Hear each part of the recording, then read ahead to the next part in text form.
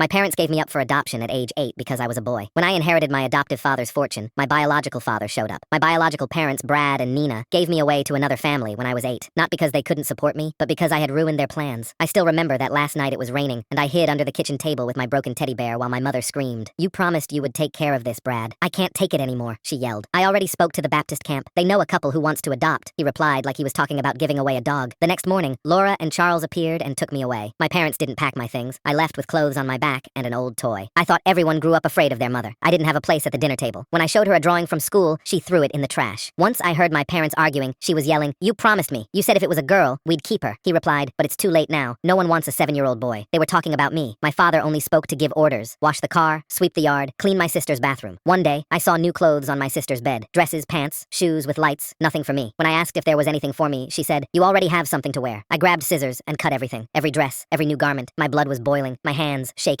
It wasn't hatred, it was pure desperation. My mother burst into the room screaming and shoved me against the wall. "You are a mistake, a damn mistake," she screamed, pushing me against the wall. Later that night, my father came home. "Nathan, tomorrow you're going to live with other people," he said with no emotion. Laura and Charles gave me what no one had tried to give me: security. Charles sold tools door to door. Then they started their own business. I helped however I could. The garage became a shop, then a warehouse, then a distribution center. At 21, I graduated with a business degree. Charles cried like a baby. 2 years later, they went away for a weekend. An Auto FC control truck hit them on a blind curve. It was instantaneous. They left me everything: the house, investments, the entire company. I grew the business, opened branches, hired over 100 employees. Last night, security called me. "There's a man here. Says his name is Brad. Says he's your father." When I went to the lobby, there he was. Slumped shoulders, unkempt beard, cheap clothes. Behind him were 2 exhausted women and 4 small children. "Nathan, my son," he said. He had never called me that. "Your mother left. Ran off with another man. These are my daughters. They came back home with 2 kids each. No husbands, nothing." One of the children looked at me and asked quietly, "Are you Uncle Nathan?" I had never been an uncle to anyone. "You have so much now," Brad continued. "We just need help until we get back on our feet." Then he said something that froze me. "I want you to do for them what Charles and Laura did for you. Adopt my grandchildren." The request was cruel, an attempt to repeat history. "Are you insane?" I asked. "You want me to raise your daughter's children because you failed as a man, as a father, as a human being?" Brad opened his arms theatrically. "They deserve the same chance you had." He was using children as bargaining chips. I looked at those innocent children and made my decision. I am not going to raise your daughter's children. I will not repeat your cowardice, but I will not turn my back on children who aren't to blame. I turned to my lawyer. "I will pay for quality schools for each of them. Uniforms, materials, transportation. But if they don't attend regularly, the help ends. Only the children will have my support. You adults will not see a single cent from me." Brad's face turned red. Months later, the children were in private schools with clean uniforms, bringing home good grades. Brad came back alone, asking for money. I looked at him and thought of Charles and Laura. "Help you never. Whatever I had to give you, you threw away when you left me." He walked away and never came back. Years later, my nieces and nephews came to me as young adults wanting internships. I accepted them. First in the warehouse, then administration, exactly as Charles had done with me. They call me uncle, but I know I mean more. They respect me. They love me. As for Brad and my sisters, we barely exchanged 2 sentences a year. I didn't break the cycle just for myself.